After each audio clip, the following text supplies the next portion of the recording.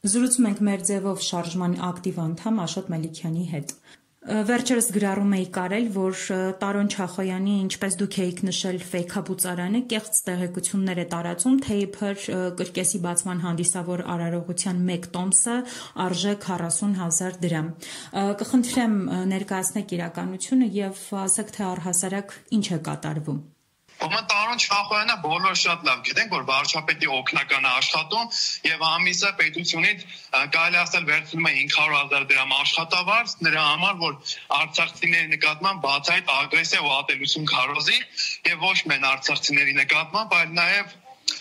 ազգայնականների, լրագրողների ու ընդհանրապես ընդդիմադիր հայացքներ ունեցող քաղաքական գործիչների նկատմամբ։ Դրա բառը ապացույցը ֆեյքաբուծարանից ծնվող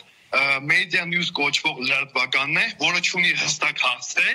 թե որտեղ է գտնվում եւ այնտեղից բացահայտ ատելություն է քարոզում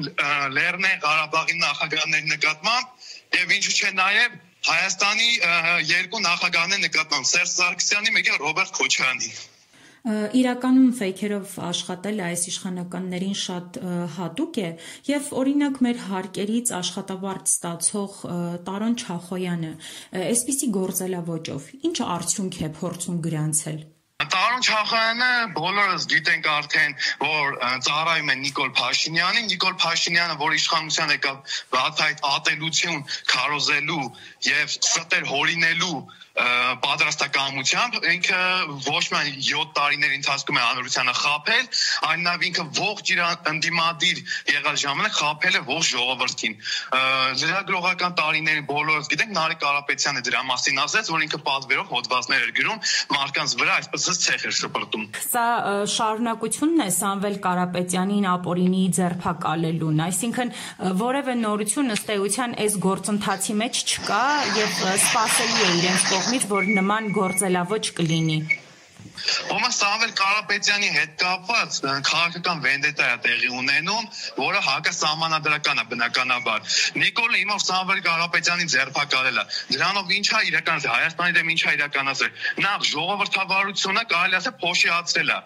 Ինչ է դա նշանակում, որ Հայաստանում դատական համակարգ չկա։ Իսկ եթե Հայաստանում դատական համակարգ չկա, դա ինչ է նշանակում, որ ոչ մի օտար երկրի ներդրող Հայաստանում ներդրում չի անի։ Բնականաբար։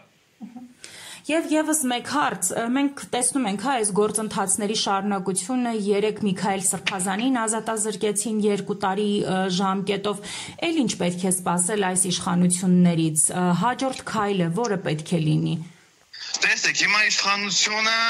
իր ընդդիմադիր կամակատարներին կարելի ասել ոչ մի բան չի անում, իրական ընդդիմադիրներին է ձերբակալում կամ էլ եկեղեցականներին։ Տեսեք, Սամվել Կարապետյանը մի հատ ընդամենը հայտարարեց, որ եկեղեցուն է աջակցում պաշտպանում, նա դրա համար ձերբակալվեց։ Եթե դա օրինակ տեղի ունենար մուսուլմանական ինչ-որ երկրում, դա աբսուրդի ժանրից կլիներ։ Օրինակի համար